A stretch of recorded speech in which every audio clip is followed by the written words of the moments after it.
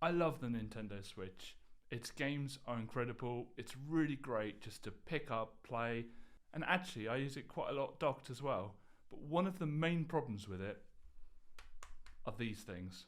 Joy-Con drift happens when it thinks you are pressing the controller when you're not. You can see here in Breath of the Wild, Link is just aimlessly walking, but I'm not touching the controller at all. So I've tried my best to fix it by buying new Joy-Cons, but within a few months they started to drift as well. So then I sent my Joy-Con back to Nintendo and they just returned my Joy-Con to me with the same issue there. There wasn't a note or anything.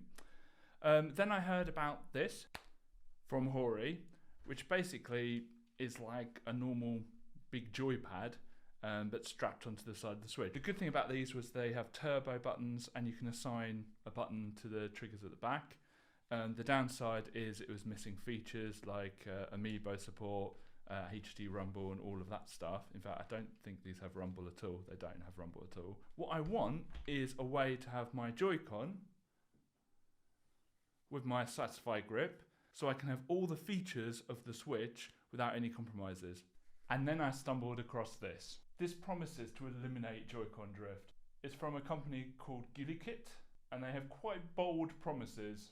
So in this video I'm going to unbox this, figure out what the heck's going on. Apparently I just take the Joy-Con apart, which I'm a little bit nervous at because I've never taken the Joy-Con apart, and unscrew a few screws, plug the thing in, and no more Joy-Con drift.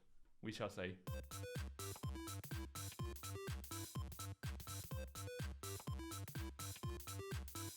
And all we need is tweezers, screwdriver, a little guitar pick, and the new and improved sexy joystick. Now I always have a bit of kitchen towel for the screws so I don't lose them. That's important. So there are 4 screws that we need to remove first of all, and that's to get into the actual Joy-Con itself.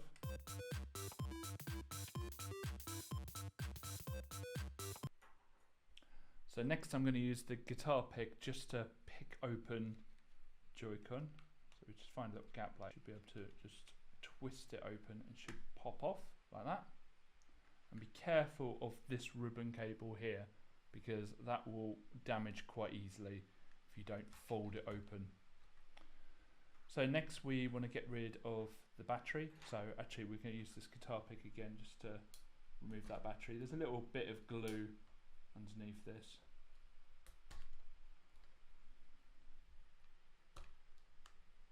So we've just got to get it off the glue and we're just going to peel it back this way. Actually, it's a little bit of sellotape. There you go. Right, next thing we could do is remove only 3 of these screws because we want to just fold this off like a book.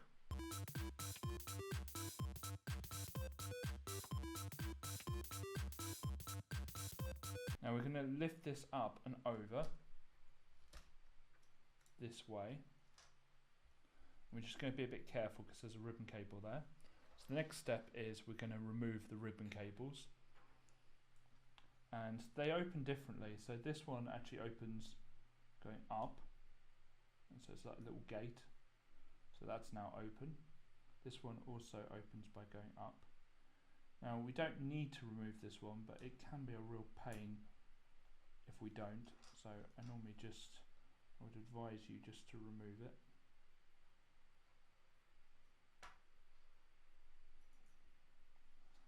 Get it out of the way. And the last one, this opens slightly differently. This will open from the front. So it's like a little gate here that opens upwards from the front. So there's 2 screws here we need to get rid of to pull this Joy-Con out.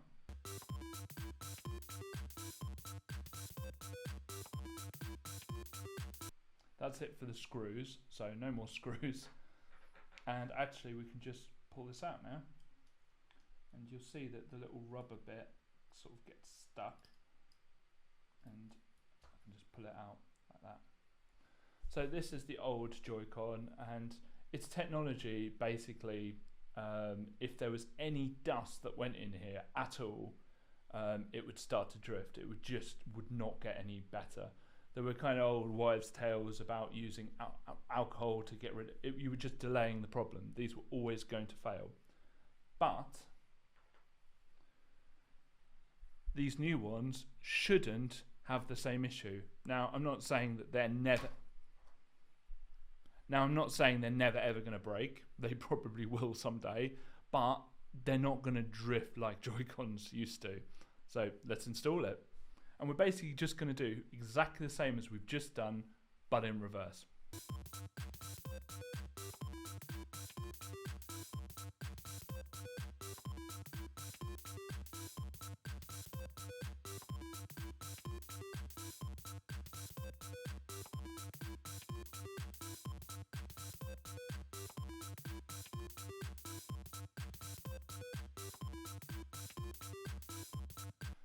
Oh, that was not easy work putting those back in, but you know, needs must. So that's the end of the tweezering, which is really good. And the last things we need to do is just put the screws back. Now, this is going to be really important to put in now. So as we are putting this in, make sure that this is in place.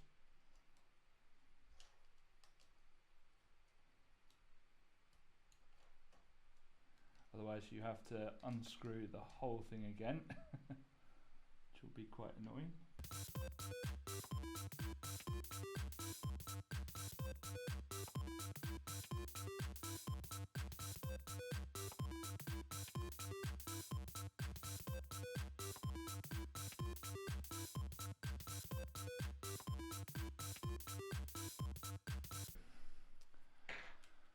So don't expect this to be perfect straight away. We will need to calibrate it. So let's do that now.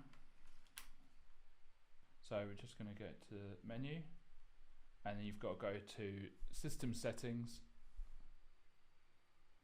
go down to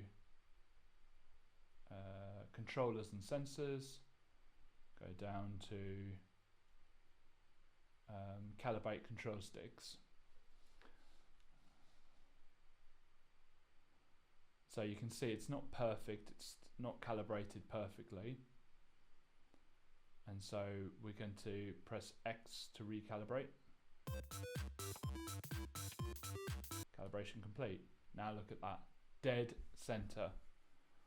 Remember, the issue was never calibration, because with Joy-Con drift, if we just recalibrate it, it would be fine. The issue was when you moved it up, it just kept going up. When you left it, sometimes it would be fine, and then when you moved it up, it would just go up. So let's open Breath of the Wild, and let's see. So earlier when I pressed up, it kept going up. Absolutely no issues now.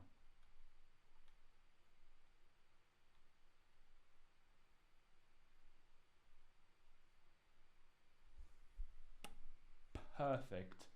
So I'm going to do the other Joy-Cons off air, but I'm really, really happy with this. This is brilliant. Leave your comments below about what you think of this. Are you going to pick this up? It wasn't cheap, but it was the price of another pair of Joy-Con, which I would have had to buy, probably. If you want to see more from this channel, click subscribe. Until next time.